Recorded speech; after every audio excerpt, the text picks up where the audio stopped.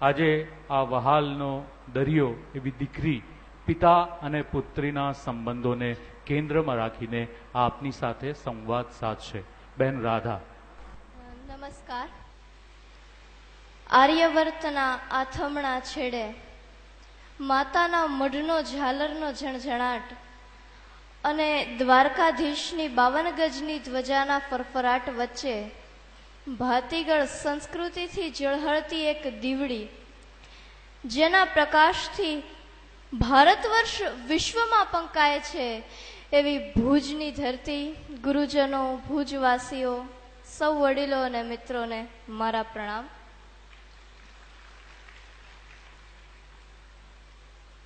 માં અને માતૃભૂમિને સૌથી પહેલા વંદન એ કદાચ પિતાના શ્રેષ્ઠ સંસ્કારો પૈકી એક ગણી શકાય. એક પિતાની સ્મૃતિને સિંચવાના સુંદર અવસરે આ પરિવારે જ્યારે આટલો અનોખો અવસર સર્જ્યો છે, ત્યારે બનીને અષાઢી વાદળી ચાલને વાલ વરસાવીએ, લઈને ફૂલશી હથોડીને મખમલી ટાંકણું, ચાલને એકાદ શબ્દ શિલ્પ કંડારીએ, કે પછી મોરપીંછની કલમ તરબોળી, ચાલને એકાદ શબ્દ ચિત્ર આલેખીએ, બનીને અષાઢી વાદળી ચાલને વાલ વરસાવીએ. આ કવિતામાં કયા એવા વાલના શબ્દ શિલ્પ કે શબ્દ ચિત્ર આપણા સૌના મનમાં કોક ને કોક ખૂણે ક્યાંક ને ક્યાંક, ક્યારેક ને ક્યારેક ચોક્કસ સર્જાયા હશે. કેમ ન હોય? પિતા સંબંધ જેવો છે. કઠોર છતાં મૃદુ, અડગ છતાં તરલ, નાવીન્યપૂર્ણ અને તરોતાજા. ખરેખર તો જીવનું પૃથ્વી પરનું અવતરણ એ કોઈ સામાન્ય ઘટના નથી. સ્નેહ, પ્રેમ, મમતા અને કરુણાની સીમા વળોટે ત્યારે ઈશ્વર સ્ત્રીને માતાપદ અને ધૈર્ય, સ્થૈર્ય, સાહસ, હિંમત અને મહેનતની પરિપક્વતા આવે ત્યારે ઈશ્વર પુરુષને પિતાપદ સોંપે છે. દુનિયાને વિસ્મયભરી નજરે જોતી જ્યારે જ્યારે બે નવી આંખો આ પૃથ્વી પર ઉઘડે છે, ત્યારે ત્યારે પિતાની બે આંખો એ આંખોમાં આંખ પરોવી, બે ભુજાને પાંખો બનાવી એમાં ઊંચી ઉડાનના સ્વપ્નો રોપે છે. આજની આ અભિવ્યક્તિ એ પિતા પરત્વેનું વાલ છે. બાળક પહેલો અક્ષર બોલે માં, પરંતુ માં શબ્દ બોલાવવા માટે એના તરફ જે અણબોલી આંગળી ઉઠે છે એ છે પિતા. માં એ સતત ફૂટતું વાત્સલ્યનું ઝરણું છે. પિતા એ હૃદય છે જ્યાંથી આ અવિરત ઝરણું ફૂટે છે.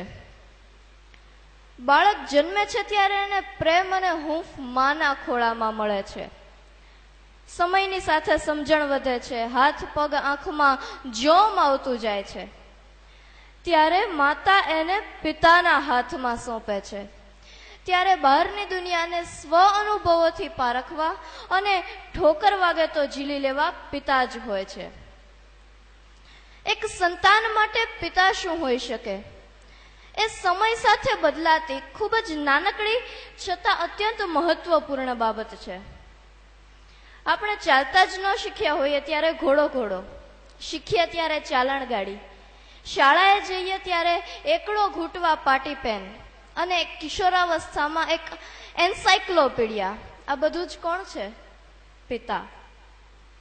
રમકડાની કાલી ઘેલી દુનિયાને પ્રપંચોથી બચાવે છે પિતા. આત્મસન્માન સાથે ઊભા થતા, ચાલતા અને વિજયી બનતા શીખવાડે છે પિતા. ઠેલણ ગાડીથી મંગળ દીવડા સુધીની સફરમાં જરૂર પડતા તમામ દુન્વયી અનુભવોને પોતાની મીઠાશમાં ઘોળીને પીવડાવે છે પિતા. ઉંમરના દરેક તબક્કે પૂરક બનીને આગળ વધારે છે પિતા. અને પછી પિતાની આ જ મહેનત આપણને જિંદગીની દોરી પર સિદ્ધાંતોનો વાંસ લઈ આદર્શ અને વ્યવહારની બંને બાજુ સમતુલા જાળવી અને એ જીવનની દોરી પાર કરાવે છે. આપણને સુરક્ષિત, સુખી અને સંપન્ન રાખવા કવચ બનીને વીંટળાઈ જતા બે હાથ, જીવનમાં એક પછી એક સફળતાના શિખરો સર કરાવતા બે પગ, જગતને નિહાળવાની સકારાત્મક દ્રષ્ટિ અને સફળ થવા માટેની તીક્ષ્ણ અને દૂરંદેશી નજર એટલે પિતા. પરિવાર માટે ધબકતા એક હૃદયને ઈશ્વરે જેમાં છુપાવીને રાખ્યું છે ને, એ પવિત્ર દેહ એટલે પિતા. આપણે વારંવાર જોયું છે કે ઘરમાં મોભ, હોળીમાં સઢ, ઇમારતમાં પાયો જેવી દ્રઢ અને કઠોર ઉપમાઓ જ પિતાને અપાય છે. શા માટે? કારણ કે પ્રકૃતિની જે હૂંફ બીજમાંથી કૂંપળ બહાર લઈ આવે છે એ માં છે, પરંતુ જે ઋતુઓ આ કૂંપળને વિશાળ વટવૃક્ષમાં ફેરવે છે એ ટાઢ, તાપ, વરસાદ એ પિતા છે. અને એ પણ કેવી અનોખી અદામાં. ખબર જ હોય કે અડધો જ રોટલો છે, પોતે ન જમ્યું હોય અને એક વ્યક્તિ તું જ જમી લે કહીને આપણને જમાડી દે તો એ માં જ હોય. પણ મારો અનુભવ કહે છે કે પોતે ન જમ્યું હોય અને તોય બેફિકરાઈથી કહી દે કે મેં તો બહુ જમ્યું, હવે જે છે તું જમી લે, અને આપણને ખબરેય ન પડે કે એ ભૂખ્યા છે, એ પિતા જ હોય. આપણી કોઈ દુઃખદ પળે પારાવાર વેદના જેના હૃદયમાંથી બહાર આવે એ માં છે. પરંતુ આ વેદનાના વિષને પણ કંઠમાં સમાવી, કંઠ રૂંધીને પણ મૌન ધારણ કરી આપણને અને સમયને બંનેને સાચવી લે એ પિતા છે.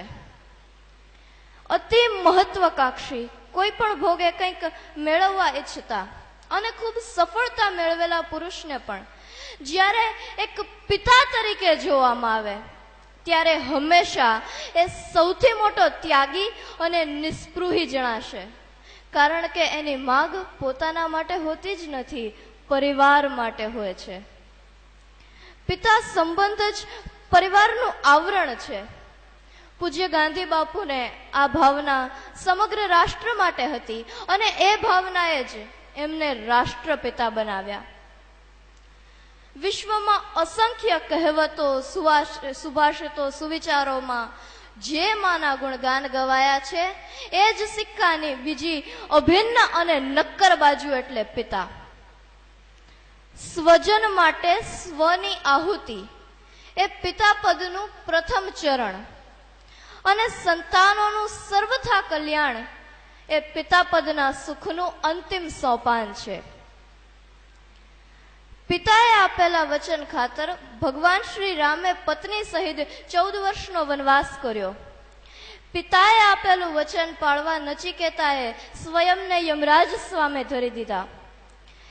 પિતાના પ્રાણ બચાવવા અભિમન્યુ 7 કોઠા ભેદીને ચક્રવ્યૂહમાં મૃત્યુને ભેટ્યા. આપણા શાસ્ત્રોમાં દર્શાવાયેલા આ તમામ દ્રષ્ટાંતો ક્યાં અંગુલી નિર્દેશ કરે છે? સંસ્કારોની શુદ્ધતા તરફ, પિતાનું જીવનમાં સ્થાન, એમણે કરેલા પરિત્યાગ અને એના ઋણ સ્વીકાર તરફ.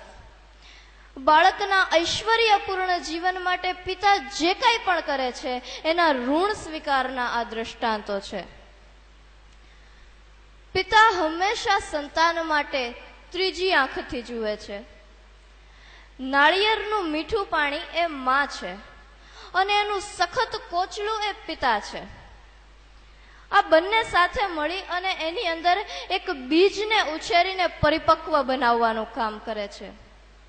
જેમ જેમ બીજ પાકે છે એમ એમ પાણી કોપરામાં ફેરવાય છે અને જ્યારે બીજ સંપૂર્ણ રીતે પાકી અને સ્વતંત્ર રીતે ઉગવા માટે સક્ષમ બને છે ત્યારે એ કોપરું અને કાચલીથી જુદું પડી જાય છે.